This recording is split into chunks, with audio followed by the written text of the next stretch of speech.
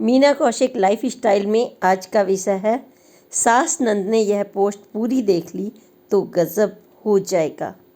क्यों? क्योंकि सास और नंद होती हैं बहुत ही भाग्यशाली। क्यों नहीं लगते सास नंद के फेरे?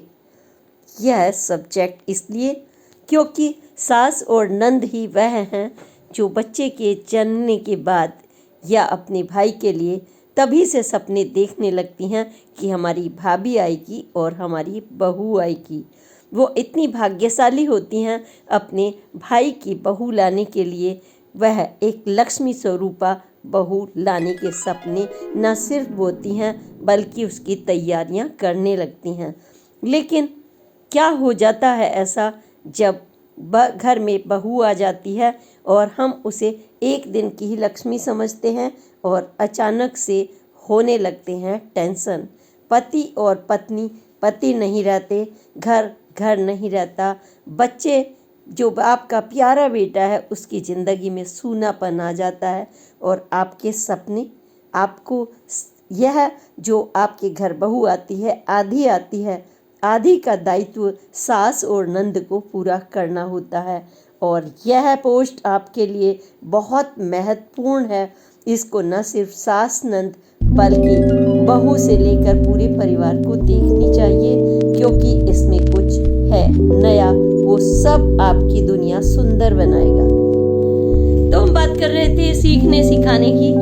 जब हम बेटे के लिए जन्म लेते ही बहू का स्वागत करने की सोचने लगते हैं, इसका मतलब बहू हमारे लिए महत्वपूर्ण है, इसमें बताने की कोई बात ही नहीं, क्योंकि बहू से हमारे भाग्य का ही सौभाग्य, बेटे का सौभाग्य नहीं हमसे भी जुड़ा है। बस इतना सा है कि हमसे फेरे नहीं फिरे। तो हमें उन्हें क्यों नहीं समझ पाते? हम कह देते हैं बहू ऐसी है, बहू वैसी है, बहू ऐसी है। ठीक है, उस बारे में भी चर्चा करेंगे कि कैसी है, लेकिन ईश्वर ने आपको जैसा भी पैदा किया है वो तो सबको बराबर किया है। आपको अगर बताएं वही खाना, वही पीना, वही, लेकिन सोच का डिफरेंस होता है। यानी जब हमारी सोच डिफर करती है आपस में, तब हमें तकरार होने लगती है। और वो सोच कैसे बनती है? वो बनती है परिस्थितियों से। कई थपेड़े आते हैं जिंदगी में कि एक दूसरे से टकराव होने लगता है। लेकिन क्या हम बहू से टकराव करें या बहू हमसे करे? यह तो नहीं हो सकता, क्योंकि वो आपका जो बेटा है वो शिव और शक्ति जैसे हैं, आपस में उनका एक हिस्सा बन चुके हैं। तो हम कहाँ चूक खा जाते हैं, कहाँ गलती खा जाते हैं? हम अपने बेटे को जब बहू से पहली तकरार होती है तो माथे पर बेटे की शिकन पड़ती है, दूसरी तकरार होती है तो बहू बेटे के दूसरे सर में दर्द होता है, तीसरी तकरार होती है तो बेटे के परेशानियां शुरू हो जाती हैं। और जब धीरे धीरे ये तकरार बढ़ने लगती है तो बेटे की जिंदगी बिल्कुल नरकीय हो जाती है। एक तरफ वो आपकी सुनता है और एक तरफ बहू की, वो सैंडविच बन जाता है। क्या आप चाहते हैं आपका बेटा सैंडविच बने? आप बताइए। और उसके चटकारे कोई मोहल्ले पड़ोस वाले लें या जिंदगी लें और आपकी जिंदगी, आपके बेटे की जिंदगी नरक बन जाए? ये तो आप कभी नहीं चाहते ना। तो फिर हम सारी की सारी उम्मीदें बहू से क्यों करते हैं भाई? हम क्यों करते हैं? हमारे भी सामने बेटी है। चलिए, गलती से किसी के नहीं होगी अलग बात है, लेकिन किसी के 2 हैं, किसी के 3 हैं, किसी के 4 हैं। हम सारी की सारी उम्मीदें बहू से क्यों करते हैं?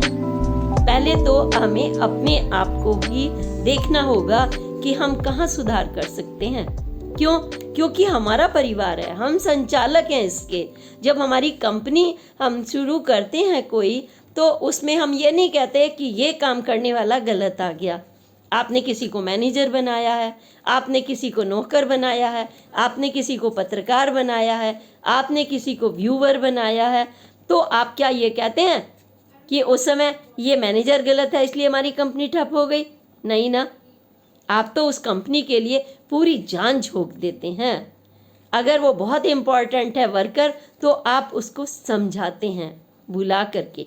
कैसे समझाते हैं?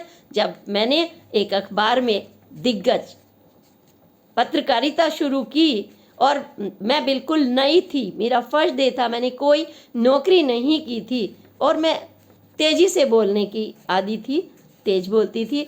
लेकिन जब मैं किसी का फ़ोन उठाती थी, हाँ हेलो, तो मेरे जो कंपनी के मालिक थे उन्होंने मुझे पितृव्रत क्या दादावत, उन्होंने मुझे बिटिया से बुला कर के कहा था, बेटा जब आप फ़ोन उठाओ तो आप कहना hello Dainik Jagran, hello Navbharat times, hello ये, हेलो वो, बेटा ऐसे बोलते हैं। और ज़िंदगी में मैंने बस अगली बार गलती नहीं की, जब भी मैं बोलती थी मेरी पहचान मेरा अखबार बन चुका था। तो मेरी पहचान क्या होती है? मेरा जहाँ पर मैं रहती हूँ, कहती हूँ, पीती हूँ, हमें सुधार करना होता है अपने अंदर। अगर मैं ये कहती कि नहीं मैं तो ऐसे ही कहूँगी आई एम मीना कौशिक, ऐसा नहीं हो सकता, क्योंकि संचालक आप हैं, तो आप ठीक करना और उसे सुधार करना आप ही का कार्य होता है। तो आप सास हैं, आप तो सृष्टि की नियंता हैं, मालिक हैं।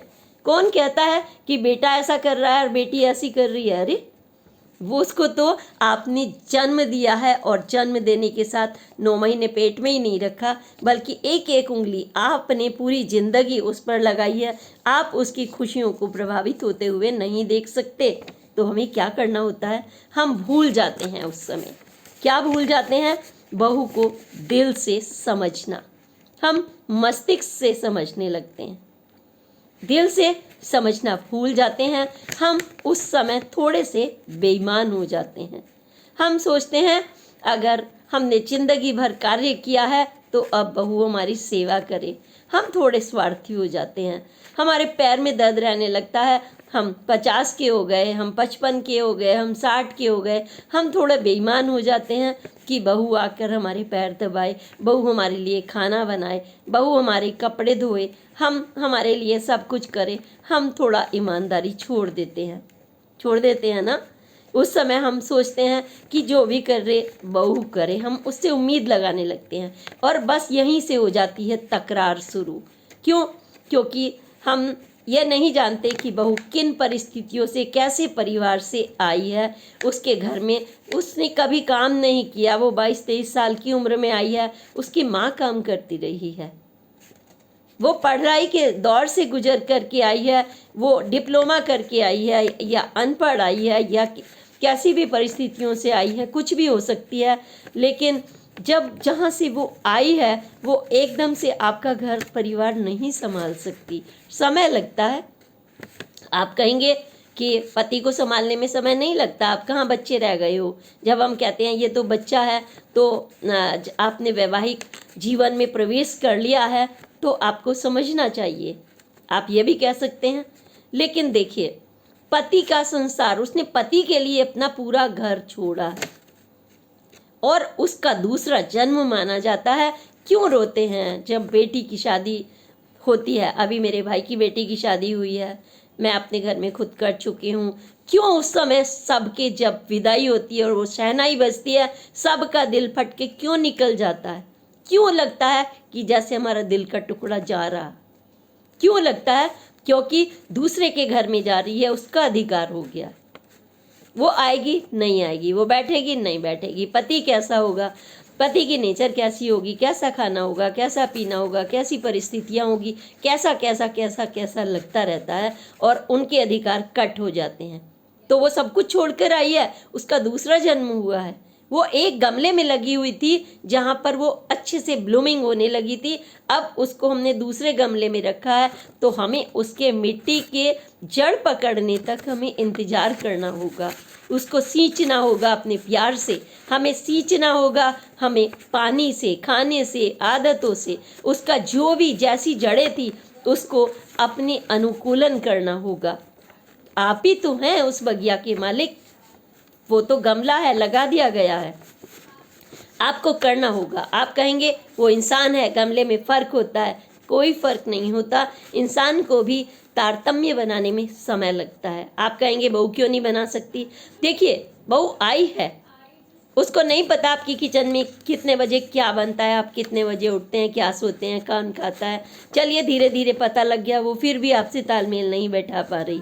तो अगर हमारी बेटी इस जगह हो तब भी हम यही देखेंगे, आज तक तो वो खाना नहीं बना रही है, अभी पढ़ रही है, मैं खुद ऐसे करती हूँ, बेटा पढ़ रहे हो, तुम क्यों किचन में जा रही हो, मैं खुद रोक देती हूँ, मैं कर दूंगी, अभी तुमने पढ़ना है, अभी तुम्हारे एग्जाम्स चल रहे हैं, अभी तुम यहाँ से आई हो, तो एक माँ रोकती है।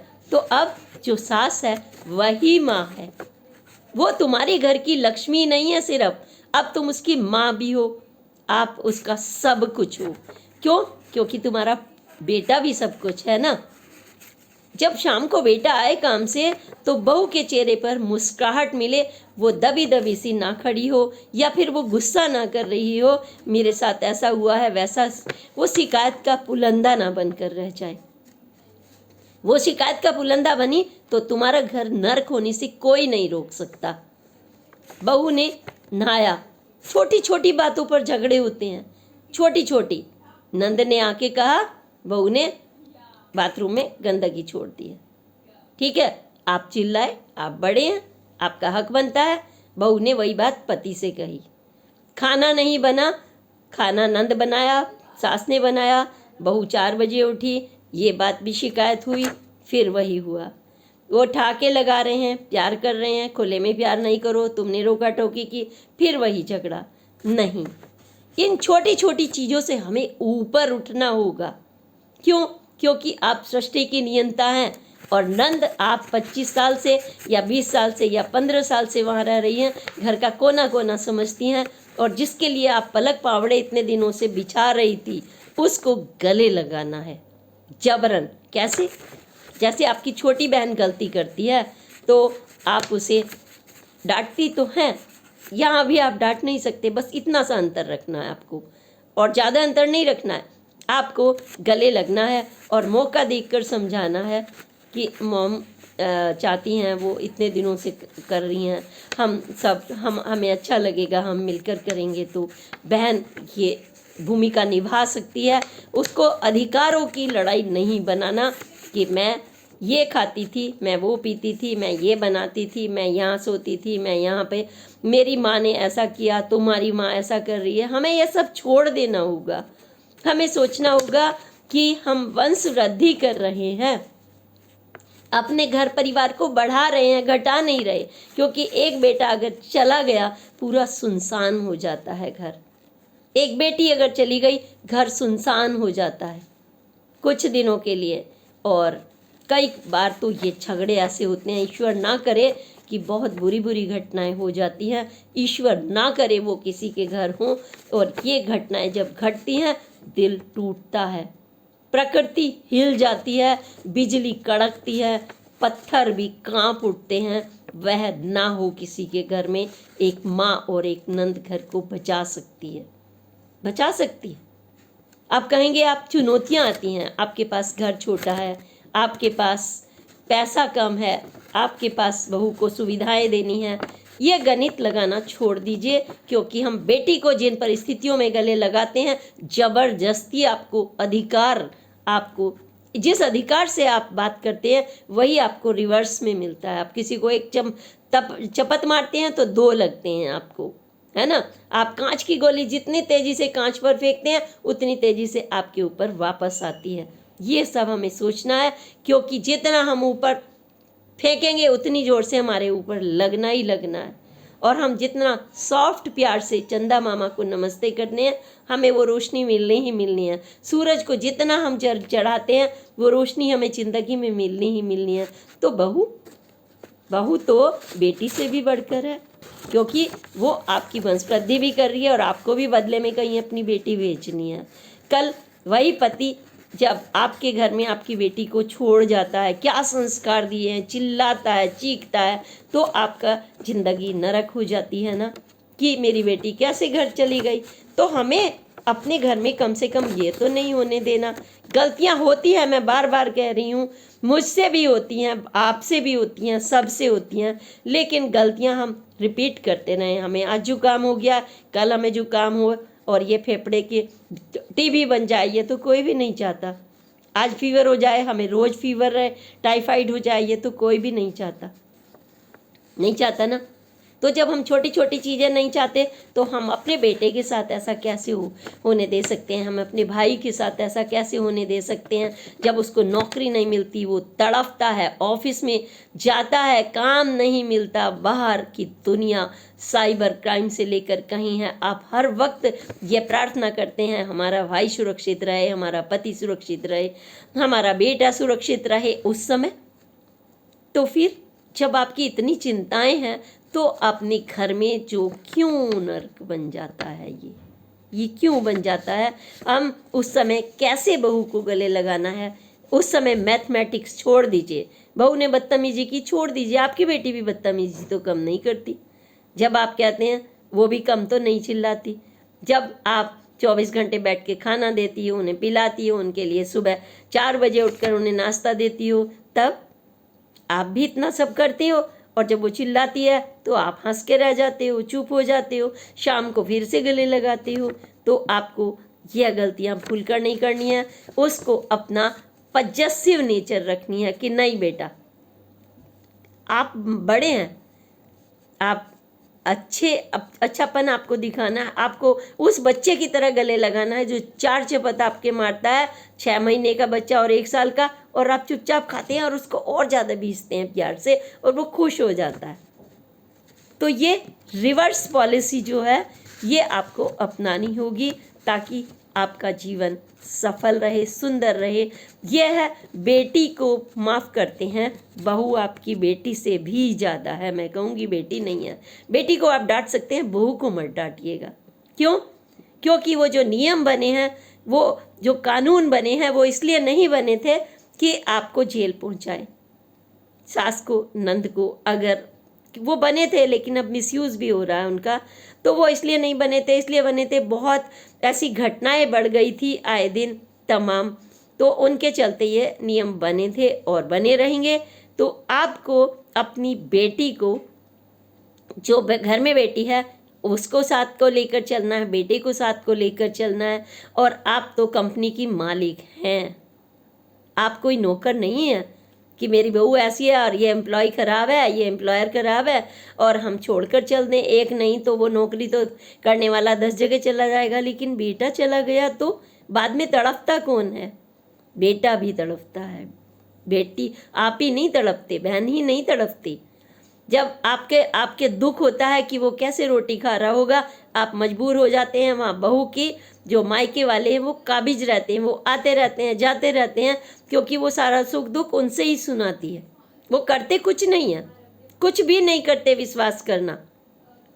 करता आपका बेटा ही है, लेकिन आपका बेटा मजबूर हो जाता है, वो अपनी माँ से कट गया, परिवार से कट गया, और बुढ़ापे तक में ऐसे मेरे पास उदाहरण है कि उनकी बहुएं उन पर हावी हो गई क्योंकि परिवार से कट गए। वो एक्सीडेंट होकर 70 की उम्र में मेरे पास एक बंदा फ़ोन करता है, और बड़ी कंपनी में डायरेक्टर था, कि मेरी बीवी ने मेरे इस उम्र में अपने नाम मकान करा लिया और मेरा एक्सीडेंट करा दिया, और मुझसे कहती है तेरा कहीं चक्कर चल रहा होगा।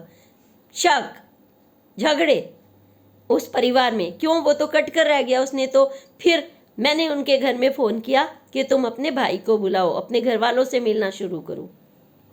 70 की उम्र में 95 की उनकी माँ जिंदा थी, क्योंकि उनके यहाँ जो छोटा भाई था वो उनकी केयर करता था। हर भाई भी ऐसे नहीं होते कि वो उनके कहे में चले, लेकिन शुरुआत तो तुमने ही की ना, तुमने अपने परिवार को दूर कर दिया,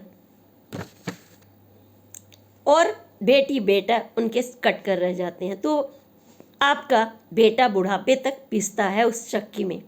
आज ही मेरे पास एक ऐसा और उदाहरण आया, वो 25 साल बाद अपनी फैमिली से मिले पत्नी के चक्कर में। मैंने कहा कुछ अच्छे टॉपिक्स बताइए, तो उनका कहना था मैंने शादी अटेंड की 25 साल बाद, मुझे लगा मुझे जीवन मिल गया है।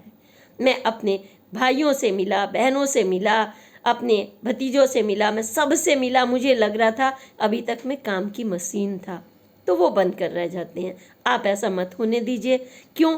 परिस्थितियाँ होती हैं। आप कहेंगे हमारे पास खाने को नहीं था, एक कमरे में झगड़ा होता था, वो कहती थी कब तक आप रहोगे, कब तक मैं ढूंढूंगी इस भीड़ भाड़ को। होता है ऐसा, ऐसा होता है। चुनौतियाँ आती हैं, चुनौतियाँ कम नहीं आती।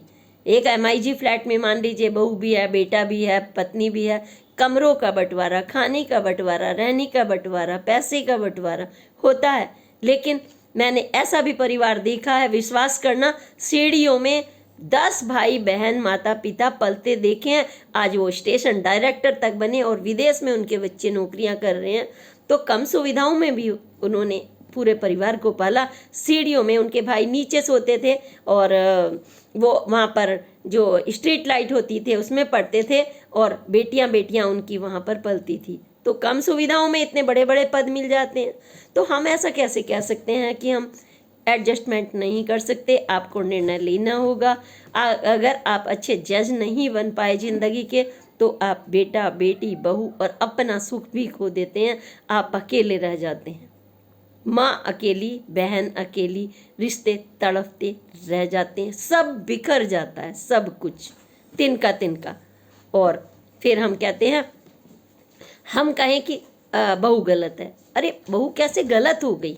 बहू गलत नहीं होती, वो तो सारा संसार छोड़कर आपके साथ आ गई है।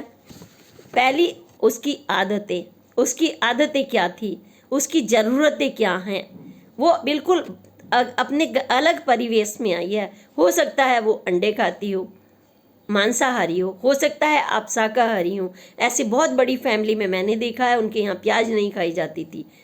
इतनी बड़ी, मैं नाम नहीं लूँगी, इतने बड़े बिजनेसमैन कि बच्चा बच्चा उनको जानता है, यूपी में और दिल्ली में जानता है उनकी तमाम मिलों से लेकर। लेकिन बहू उनकी लहसुन प्याज खाने वाली और वो बनिए टाइप, तो वो बिल्कुल ऐसे शुद्ध शाकाहारी खाने वाले। तो वहीं से उनकी तकरार शुरू हो गई। कोई बात नहीं, उन्होंने उनके रहने खाने की व्यवस्था अलग कर दी और उन्होंने एडजस्टमेंट किया ताकि सामने तो रहे बेटा कम से कम। वो नहीं चाहते थे, अलग बंगले ले सकते थे, कुछ भी ले सकते थे, लेकिन उन्होंने अपने वहीं पर एडजस्ट किया। करना पड़ता है, नहीं करना चाहिए। पड़ता शब्द जब हम लगाएं कंपल्सन तो प्यार खत्म हो जाता है। तो उनकी जो बहू गलत नहीं है, वो अपने उस परिवेश से आई है। भाई नर्सरी में रखी हुई थी, मान लीजिए जो नर्सरी होती है, एक पौधा रखा हुआ है, उसको वहाँ पर मतलब भर भर के पानी मिल रहा है, भर भर के खाद मिल रहा है और उसको ना वहाँ फल देने हैं ना कुछ काम करना है, फिर वो आके आपकी बगिया में लग रहा है। तो ठीक है, तो उसकी परिस्थितियों को तो आपको चेंज करना होगा, आपको वही न्यूट्रिशन तो देना होगा। ठीक है, तो आपको ये सब करना होगा। इतना आसान नहीं है जितना मैं बोल रही हूँ, मैं समझ सकती हूँ बहुत डिफ़िकल्ट है, लेकिन नामुमकिन नहीं। अगर आपने ये सोच लिया कि आप सौभाग्यशाली सास हैं, नंद हैं, आपको बताऊं, जरा सोचो, तुम भी तो कभी बहू बनकर आई थी। जरा सोचो, तुम्हें भी तो बहू बनकर जाना है। इतना सा सोच लो, बस सिर्फ इतना सोच लो। मतलब जब एक बेटी शादी करके गई तो मैं पूछती हूँ, तुम खुश हो? मतलब आप सब खुश हो? क्या बेटी बता देती है वहाँ की परिस्थितियाँ? जो समझदार होती है नहीं बताती। चाहे सास ने कहा हो, अरे तू लाई क्या है यहाँ पर, नंद ने कहा हो, पड़ोसन ने, अरे इसने तो जो साड़ी दी है इसकी माँ ने ऐसी दी है, इसका तो खाना ऐसा था, इसका कमियाँ निकल रही होंगी, वो आपसे नहीं बताएगी। क्यों? क्योंकि वो यहाँ बताएगी तो वहाँ से बताने पे ये होगा और वो होगा और वही तकरार बढ़ेगी और घर छूट जाएगा। वो नहीं बताती छोटी छोटी बातें आपसे, वो एडजस्ट करती है, और जब नहीं करती तो घर टूटता है। सीधी सी बात है, घर टूटता है। आप उन्हीं के घर तो जाकर बैठ नहीं सकते। आपकी तो शादी का जीवन बंधा है, ये एक दिन के लिए तो फेरे नहीं फिरे ना। तलाक लेने में पता है कितनी मुसीबत आती हैं। सीरियल आ रहा है इसी बात पे, ये तलाक ये नहीं हो सकता। जो मौज मस्ती में अभी चला है बहुत, तो ये चीज़ें ये इतना आसान नहीं होता। अगर हो भी जाता है तो आपको क्या गारंटी है कि दूसरा घर वैसा ही मिले, दूसरा पति इससे अच्छा मिले जो सपनों का ख्वाब का होता है। ये ख्वाब जब हम बुनते हैं, सपने देखते हैं आप कितने अच्छे अच्छे, और क्या सुबह वो सच्चाइयाँ होती हैं। मैं IAS बनना सोचती हूँ तो पता चलता है मैं पत्रकार बन जाती हूँ, और मैं IAS बन जाती हूँ तो मुझे लगता है अरे ये क्या है, नेताओं के सामने बैठे जूते चटकाते रहो, ये जिलाधिकारी क्या होता है, फिर आप ऐसा सोचोगे। तो सपनों की कोई लिमिट नहीं है, आप कुछ भी बन जाओ। आप नेता बन जाओ तो कोई भी आके आपको चप्पल जूते मार के चला जाएगा। तूने भैया यहाँ पे ड्रेनेज सिस्टम नहीं किया तो आपकी नेतागिरी भी फेल।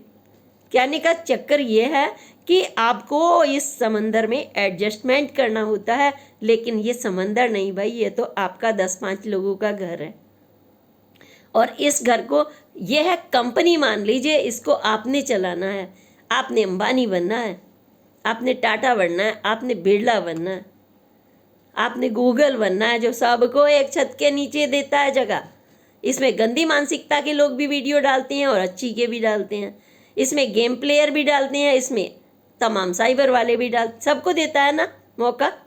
तो ये परिवार है और इस परिवार में आपको सब पर निगाह रखनी होती है।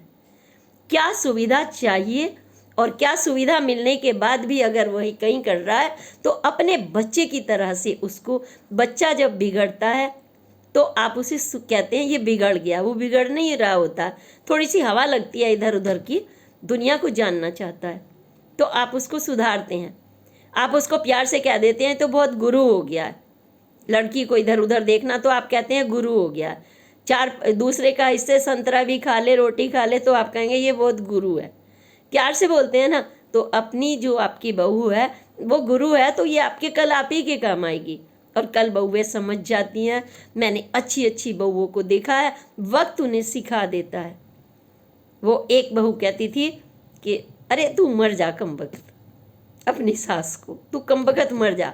और सास रो रही है क्योंकि सारी उम्र उसने किया है, वो बहू से उम्मीदें लगाए बैठी थी। वो कहती है तूने इतना तेल कहाँ खर्च कर दिया, ये गिलास कहाँ चला गया, ये कहाँ तू मायके गई थी, यहाँ हो गया होगा। ये छोटी छोटी चीज़ें होती हैं, ये कुछ भी नहीं है भाई, सब कुछ यहीं पड़े रह जाना है। ये गिलास भी, ये तेल भी, ये कंपनी भी, ये सब कुछ यहीं रह जाना है। जाना है तो सिर्फ आपका प्यारा प्यारा व्यवहार साथ में जाना है, जिससे आपकी सृष्टि बनती है, संवरती है। आप बहुत सौभाग्यशाली हैं। जिसका बेटा नहीं है उसको बहू कहाँ से आएगी। वो रोते हैं, दूसरे के बच्चों को देखकर रोते हैं, उनका दिल रोता है, उनका मन करता है काश ये मेरा बेटा होता। वो इतना परेशान हो, काश ये मेरा भाई होता। तो आप तो इतनी सौभाग्यशाली हैं। फिर ये सब झगड़े नहीं होने चाहिए। मेरे व्यूवर्स, मैं कहूँगी इस पोस्ट को इतना ज़्यादा आगे बढ़ाइए कि सास बनी हो आप, नंद बनी हो आप जेठानी बनी हो आप, इतनी सौभाग्यशाली हो। सृष्टि ने, भगवान ने आपको इतना अच्छा मौका दिया है। आप कहेंगे कि बहुओं को भी ये सुधार, ये सिखा दीजिए थोड़ा सा, आप ये बोलेंगे तो मेरी बहुएं सुन रही होंगी सारी की सारी कि सबसी गलतियां होती हैं। जितनी भी बहुएं हैं उनको भी तारतम्य बैठाना होता है, अपनी जड़ें बैठाने के लिए उनको भी देखना होता है कि यहाँ जो मुझे हवा पानी मिल रहा है, मुझे इसमें अपनी जड़ें पकड़नी है। कितने भी बुरे लोग हों, ये मुझे जड़ें पकड़नी है। जैसे जो लोहे का कुआं होता है, मैंने एक देखा है किसी को, वो परेशान हो रही थी और उसका पति उसको इतना वेटेज नहीं दे रहा था, और शादी को उसके जो साल हुए थे तो किसी वृद्ध ने उनसे कहा कि रस्सी भी जब कुएं पर पानी भरते हैं तो लकड़ी पत्थर के वो अपने निशान छोड़ देती है गहरे गहरे। तो आप अपनी पहचान बन जाती है कि यहाँ से आप पानी भरती हैं। आप तो बहू हैं, आप अपनी जगह खुद बना लेंगी, अपने वक्त के साथ साथ अपनी जगह बन जाती है। तो जो वो कह रही थी तू मर जाए, और एक दिन जब वो बेहोश हुई और बुरी तरह हालत खस्ता हुई, वही सास रो रही थी, वही सेवा कर रही थी, वही हॉस्पिटल ले जा रही थी, और बहू विश्वास करिए इतनी बदल गई, कोई सोच नहीं सकता था। बहू सास के लिए इतना वक्त बदल देता है। वो शुरू में बच्ची होती है, उसे नहीं पता होता भाई। सचमुच में उसने अपने घर में खाना नहीं बनाया, अपनी माँ की लाडली रही है, और वो धीरे धीरे धीरे धीरे मैच्योरिटी पर आती है। तभी तो हम कहते हैं बेटा तुम काम मत करो, तुम्हें तो सारी ज़िंदगी करना ही है, कल बच्चे पालने हैं। हम खुद भी बोल देते हैं कि अरे सारी उम्र करना है, अभी हमारा क्या घिस जाएगा, हम काम करते हैं। ऐसे ही सास, ठीक है शरीर में जान नहीं रही है, लेकिन फिर भी मैं कहूँगी आप जहाँ अभी तक पूरे परिवार के कर रहे थे, इनको थोड़ी सी जड़ें जमा लेने दीजिए। चाबी का गुच्छा देने की बात नहीं, यहाँ सिर्फ प्यार देने की बात है। ये तो चाबी का गुच्छा सब पड़ा रह जाता है, कुछ भी साथ नहीं जाता। जब जमा करते रहते हैं, कोई ज्वेलरी जमा कर रहा है, माँ के पास रख के जा रहा है, ससुराल का भी वहीं रख के जा रहा है, वहीं बन रहा है, लेकिन वहाँ से क्या मिल रहा है? रहना तो तुम्हें पति के ही साथ है। एक लेडी को मैंने देखा, हमेशा वो अपने जो भी मिलता है अपने माँ के घर रख आती है और पति से इच्छा करती है कि वो सब कुछ मुहैया कराए। तो ये सब छोटी छोटी चीज़ें हैं, इनको ज़िंदगी से उठाकर फेंक दीजिए, क्योंकि पति भी आपका है, सास भी आपकी है, नंद भी आपकी है, बहू भी आपकी है। ये बहुत प्यारा रिश्ता है। इसकी पूजा जैसे आप लक्ष्मी जी की करते हैं, जब भी बहू आए तो सोच लेना मन मन में कि माँ लक्ष्मी आ गई हैं, हमें उन्हें भोग लगाना है, हमें उनकी मुस्कुराहट के लिए अपनी ज़िंदगी लुटा देनी है। हमारी जो मुस्कुराहट है वही हमारे बेटे और बेटी और संसार और वंशवृद्धि और खुशहाली किलकारियाँ देखनी है, और घर में जो बच्चों की छोटी छोटी किलकारियाँ वो सब देखनी है। इसी के साथ अगली पोस्ट तक के लिए प्रणाम करने से पहले बोलूँगी, ज़्यादा से ज़्यादा शेयर करिए, कुछ कहना हो कहिए, गुस्सा करना है गुस्सा करिए, कुछ भी करिए, लेकिन फिर भी कहूँगी ये बगिया आपकी है। उजाड़ना और बसाना आपके हाथ में होता है, और हम अपनी बगिया को कभी नहीं उजाड़ना चाहते। एक पौधा लगाया है, कल दूसरा, परसों तीसरा, चौथा, इसमें रंग बिरंगे फूल लगाइए। इसमें कैक्टस की भी ज़रूरत होती है, आपको पता है। जो गुस्से वाला होता है वो बाहर पहरेदारी पर रहता है। हर एक की क्वालिटीज़ को आप यूज़ करना जान लीजिए। बहू गुस्सा करती है तो उसके गुस्से को भी इस्तेमाल करना सीख लीजिए। ये सब आपके हाथ में है, गारंटी है ज़िंदगी बन जाएगी। हर बहू आपके पैर दबाना छोड़ो, वो आपके लिए पलक पावड़े बिछाएगी। इसी के साथ अगली पोस्ट तक के लिए प्रणाम। जय हिंद, जय भारत।